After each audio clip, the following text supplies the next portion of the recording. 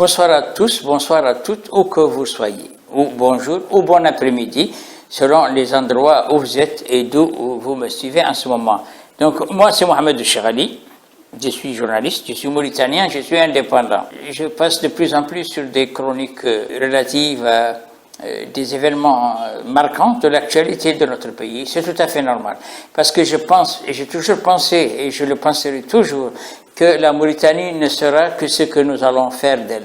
Ce que nous allons faire d'elle, nous qui, il faut savoir qu'en Mauritanie, il y a les bons, il y a les mauvais, il y a ceux qui aiment le pays, ceux qui sont apatrides, ceux qui connaissent les réalités du pays, ceux qui sont tolérants, ceux qui ne le sont pas, ceux qui sont extrémistes, ceux qui sont violents. De tout ça, il faut quand même faire vivre la Mauritanie. Faire vivre la Mauritanie, ce que nous souhaitons tous, malgré nos divergences, malgré la divergence de nos points de vue, malgré ce que nous pouvons penser du régime, et ce que nous pouvons penser les uns d'entre nous des autres, et il reste quelque chose de très important, c'est la Mauritanie. La Mauritanie est au-dessus de tout. Je l'ai toujours dit, et j'ai dit que la Mauritanie, c'est notre pays, c'est tout ce que nous avons, c'est ce qui nous appartient à nous tous, même si malheureusement certains d'entre nous ont été spoliés de droits, certains d'entre nous même ont été tués pour des idées, pour un idéal, pour la lutte, pour l'émancipation de ce pays. Et certains, comme les négro-mauritaniens, qui ont été donc assassinés lâchement au mois de Ramadan.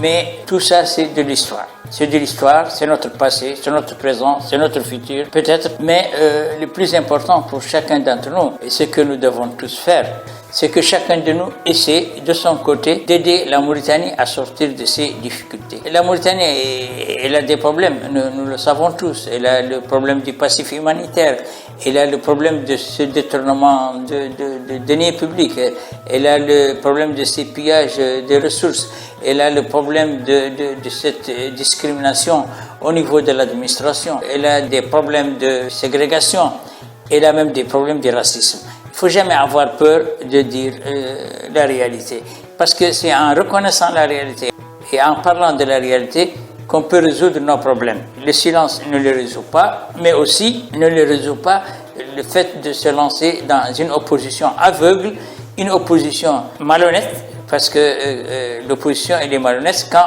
elle transforme ce qui est positif en négatif et ce qui est en négatif en plus négatif. Donc ça, ce n'est pas, je ne pense pas que ce soit la solution pour régler nos problèmes. On n'est pas obligé d'aimer le régime en place. On n'est pas obligé d'appartenir au pouvoir. On n'est pas obligé d'adhérer au parti au pouvoir pour faire voir. On peut lutter. On peut lutter sans être violent. On peut lutter sans atteindre à la dignité des personnes. Parce qu'après tout, nos responsables, depuis le président de la République et jusqu'au conseiller du ministre, sont des personnes. Et ce sont des personnes. Il faut faire la différence entre la personne en tant qu'individu et la personne en tant que personnalité publique. En tant que personnalité publique, la personne doit critiquer les résultats de ce qu'elle fait et de son travail par rapport à l'émancipation et au développement du pays. Mais en tant qu'individu, il ne nous regarde pas. C'est toujours pourquoi j'ai dit, et dans certains audios, je l'ai répété, que Ghazouani n'est pas important, Ould Abdelaziz n'est pas important, Ould Haïdaleh n'est pas important. Comme on l'a remarqué maintenant, Maouya Ahmed Taye, qui nous a plongé dans les plus grandes difficultés de ce pays, avec le massacre négro-mauritanien en 1989, lui aussi n'est pas important, il n'est plus important. Donc ce qui est important, c'est la Mauritanie.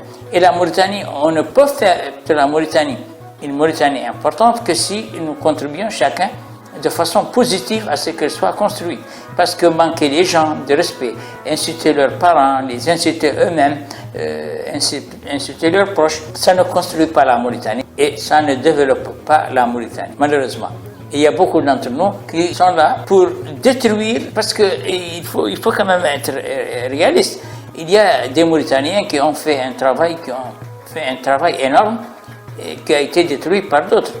Et ce travail énorme, c'est un travail qui devait apporter un plus à la Mauritanie.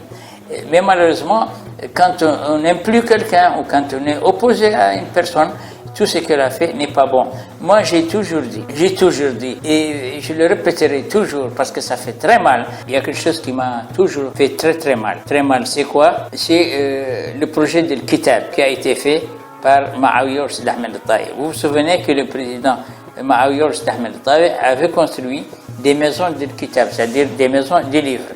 Et il avait acheté pour des millions et des millions de livres et de documents qui ont été utiles pour l'éducation de la population et l'éducation de nos enfants. Malheureusement, après son renversement, quand vous venez à la maison de Kitab, une maison qui sont pour la plupart maintenant occupées par les registres sécurisés, le projet a été abandonné. Et malheureusement, les millions de livres qui ont coûté des milliards à l'État mauritanien, on ne sait pas ce qu'ils sont devenus. Et parce que le président Maouya avait été renversé par Mohamed Abdelaziz, personne ne voulait plus parler de Kitab et personne ne voulait plus parler de ce projet. Ce n'est pas normal.